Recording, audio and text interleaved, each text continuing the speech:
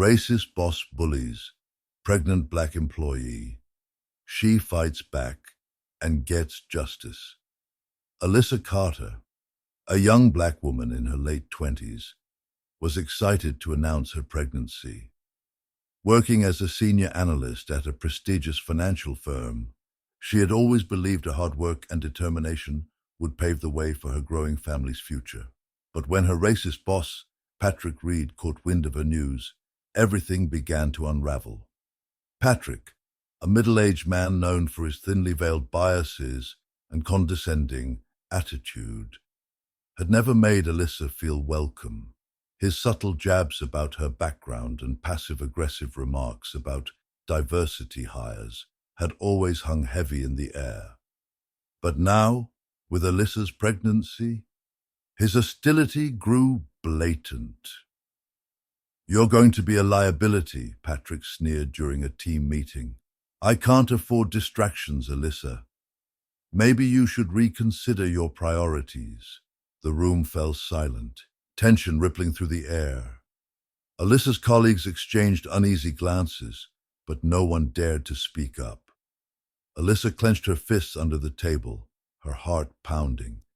She knew Patrick was targeting her, but she refused to back down.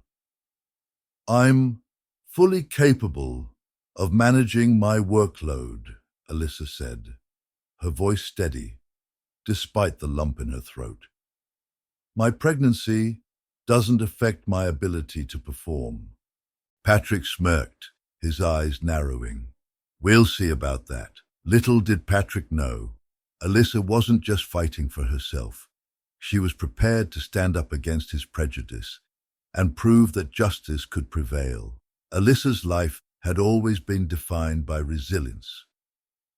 Growing up in a small town, she had faced her share of prejudice, but refused to let it define her. She excelled academically, earning a scholarship to a top university and eventually landing a coveted position at one of the most prestigious financial firms in the city.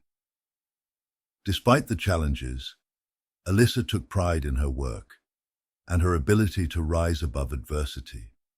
Patrick Reed, however, was a different story. A senior manager with a reputation for being ruthless, Patrick masked his biases behind professionalism, but his actions often spoke louder than his words. To him, Alyssa's presence at the firm was a constant reminder of what he saw as forced diversity initiatives. Her pregnancy became the perfect excuse for him to push her to the margins. After the tense meeting, Alyssa returned to her desk, her mind racing. She opened her inbox to find a new email from Patrick, assigning her an unrealistic amount of work with an impossible deadline. It was clear he was setting her up to fail. Alyssa stared at the screen, anger simmering beneath her calm exterior. Later that day, during lunch with her closest colleague Nina, Alyssa vented her frustrations. "He's doing this on purpose, Nina. He wants me to quit," she said, her voice tinged with both anger and determination. Nina nodded sympathetically. "Everyone knows how Patrick is, Alyssa, but no one has ever stood up to him. He's too powerful." Alyssa took a deep breath. Maybe it's time someone did. But the challenges only grew.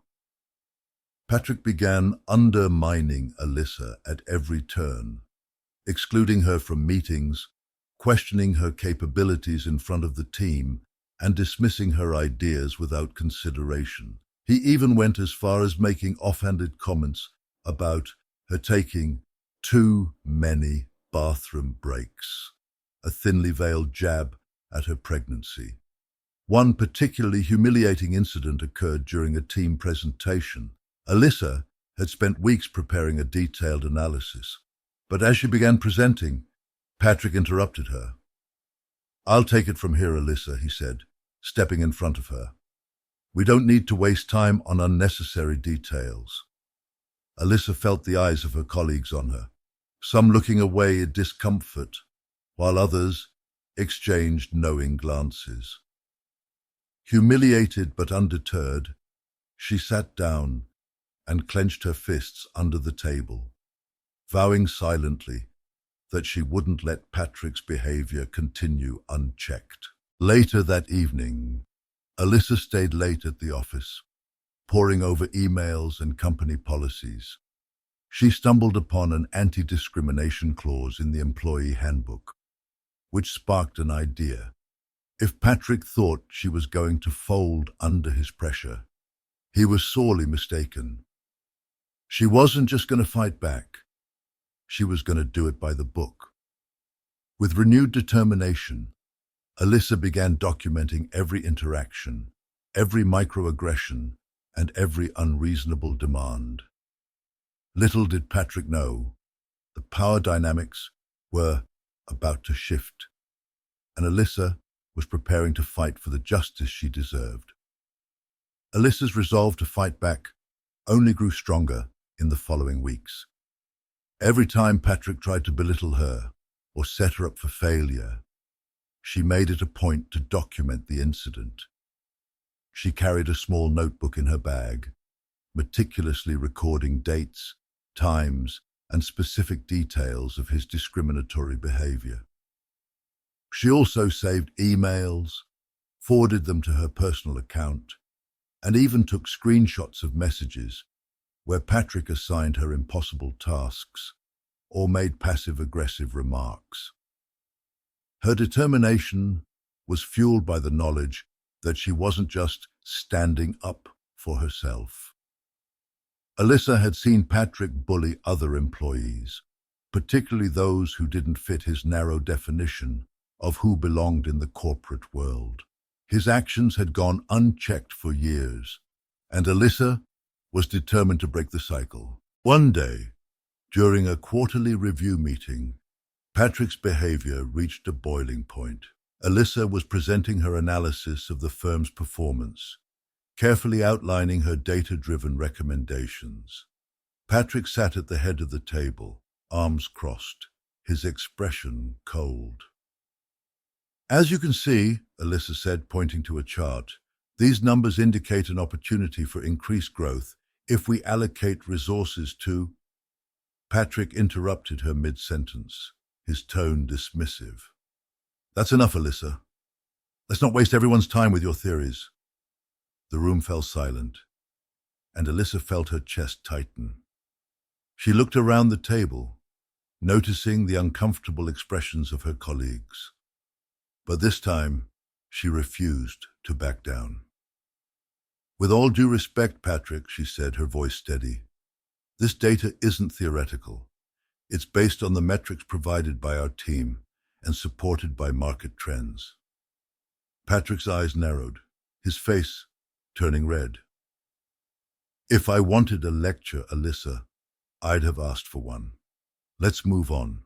The tension in the room was palpable, but Alyssa held her ground. She sat down, her heart pounding, but she knew she had made a point. Later that day, Nina approached her in the break room. "You were incredible in there," Nina said, her voice low. "No one's ever stood up to him like that." Alyssa managed a small smile. "I'm done letting him treat me like I don't belong here. It's time he's held accountable." That evening, Alyssa began researching her legal options. She reached out to a workplace rights advocate, explaining her situation and providing the documentation she had been gathering. The advocate, a sharp and compassionate woman named Alyssa Turner, listened carefully and assured Alyssa that she had a strong case. "This is classic workplace discrimination," Alyssa said. "But it's more than that, it's harassment, and you have the evidence to back it up." "What do I do next?" Alyssa asked, her voice a mix of determination and apprehension. "We file a formal complaint with HR," Alyssa explained. "And if they don't take appropriate action, we escalate. Patrick Reed won't get away with this." The following day, Alyssa submitted her complaint. She handed a thick folder of documentation to the HR director, a no-nonsense woman named Karen Hayes. Karen's eyes widened as she flipped through the pages, her expression growing more serious with each entry. "This is troubling, to say the least," Karen said. "I'll launch an investigation immediately.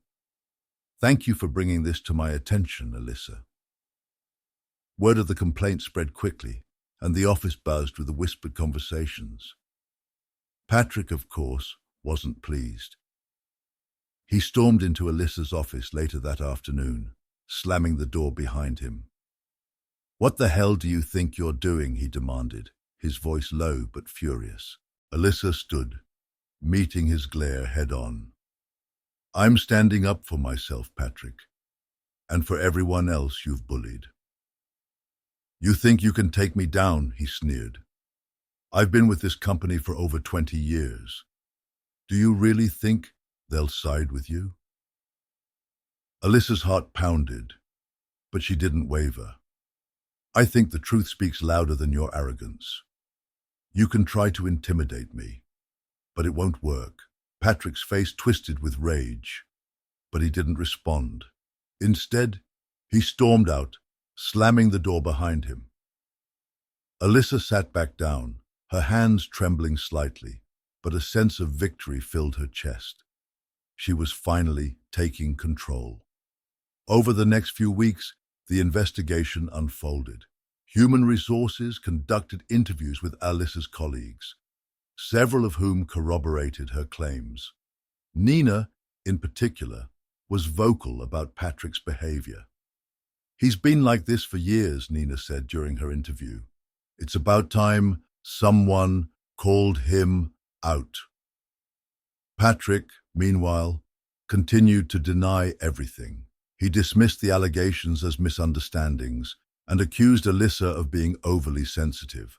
But his bravado began to crack as more evidence surfaced. One day, Karen Hayes called Alyssa into her office. "The investigation is nearing its conclusion," Karen said. "And I want you to know that your courage in coming forward has made a difference. We're taking this very seriously." Alyssa nodded, her chest swelling with both relief and anticipation. She knew the fight wasn't over, but the scales were finally tipping in her favor. The turning point came during a meeting with the company's executives. Karen presented the findings of the investigation, outlining a pattern of discriminatory behavior and harassment by Patrick. She included testimony from multiple employees and cited the anti-discrimination policies he had violated. Patrick sat at the end of the table, his face pale and his jaw clenched. The executives exchanged grim looks, their displeasure evident. "This behavior is unacceptable," one of them said, turning to Patrick. "Not only have you violated company policy, but you've also jeopardized our reputation. Effective immediately, you are suspended pending termination." Patrick's mouth opened as if to protest, but no words came out. He sank back into his chair, defeated. Alyssa felt a surge of relief and vindication as she watched the man who had tried to destroy her career finally face the consequences of his actions. As Patrick was escorted out to the building, Alyssa's colleagues began to approach her, offering words of support and admiration. "You're a hero," Nina said, hugging her tightly. "You stood up for all of us." Alyssa smiled, tears welling in her eyes.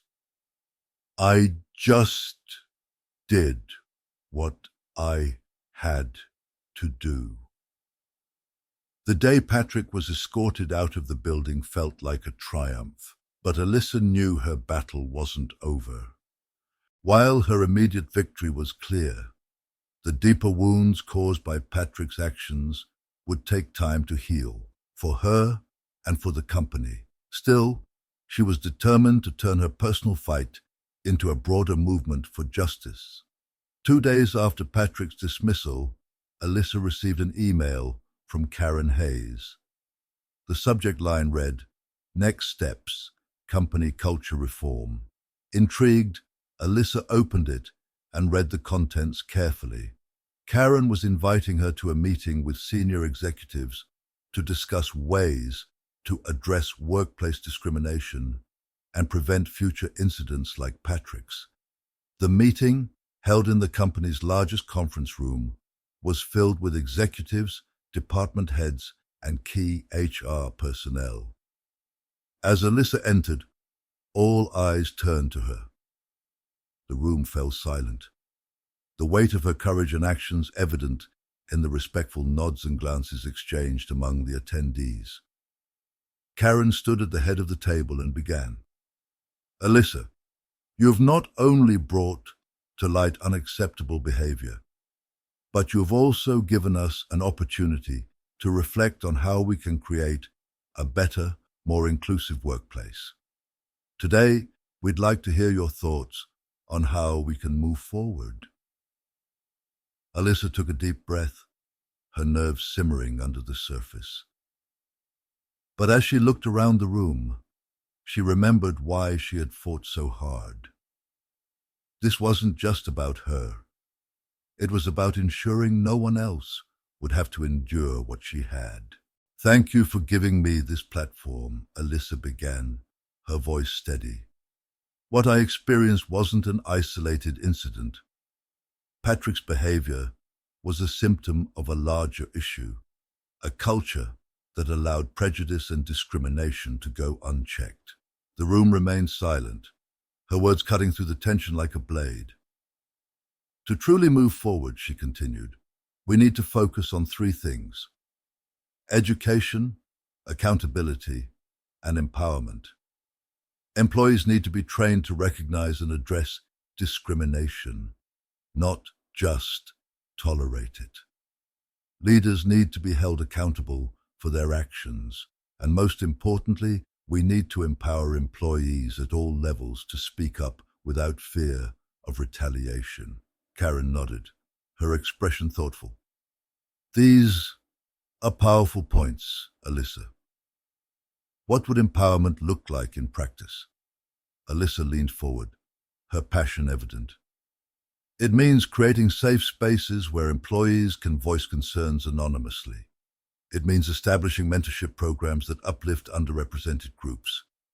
And it means leadership setting the example, not just through policies but through actions. The executives exchanged glances, some nodding in agreement. One of them, an older man with a thoughtful demeanor, spoke up. Alyssa, I think you're exactly the kind of person we need to help lead this change. Would you consider joining a task force to help implement these initiatives? The question caught Alyssa off guard. She had expected to share her ideas, not be asked to take on a leadership role. But as the weight of the offer settled, she realized this was her chance to make a lasting impact. I'd be honored, she said, her voice steady. But this can't be a one-person effort. Real change takes all of us. As the meeting concluded, Karen pulled Alyssa aside. I just want to say how proud I am of you, she said sincerely. What you've done here is extraordinary. Thank you, Alyssa replied, but there's still so much work to do. Karen smiled, and I have no doubt you'll lead the way. The next day, Alyssa's story spread through the company like wildfire. Emails of support flooded her inbox, and colleagues she barely knew stopped by her desk to thank her for her courage. Even Nina, her closest friend at the office, couldn't help but beam with pride. You're a force of nature, Nina said over lunch. Patrick underestimated the wrong person. Alyssa laughed softly. It's not just about him, Nina. It's about making sure no one else feels powerless. But the most surprising twist came a week later. Alyssa was preparing for a team meeting when she received a call from Lisa Turner, her workplace rights advocate. I've got some interesting news for you, Lisa said. It turns out Patrick was involved in similar complaints at his previous company.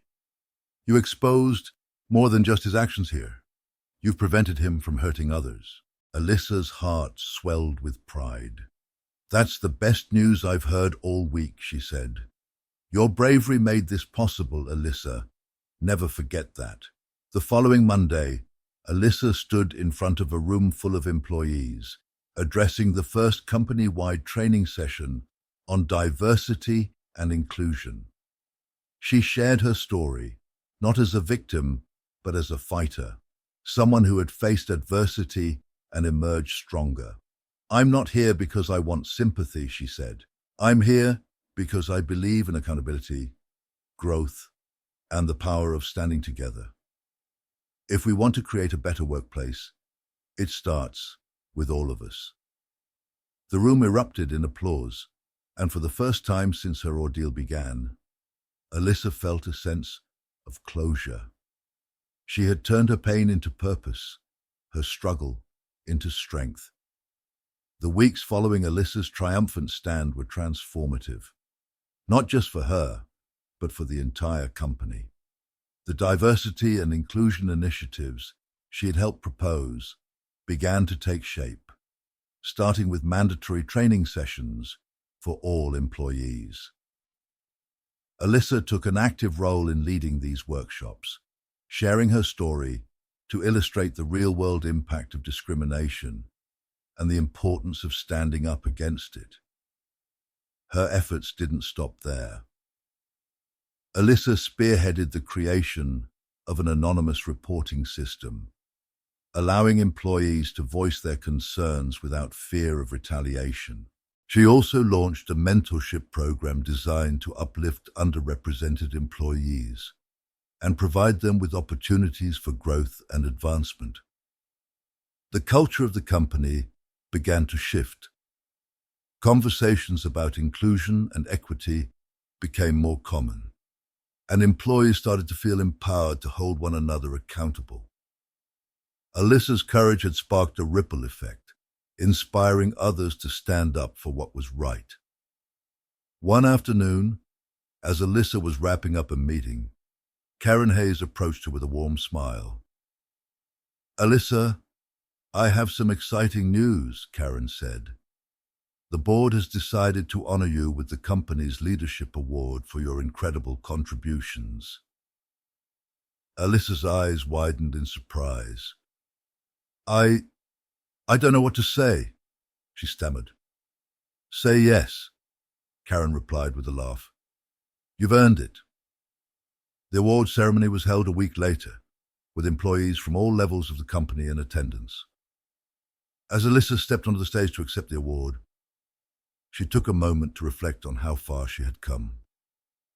The journey had been painful and challenging, but it had also been transformative.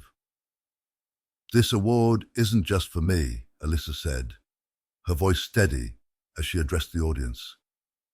"It's for everyone who has ever felt unheard, undervalued, or invisible. It's proof that change is possible when we stand together and refuse to back down."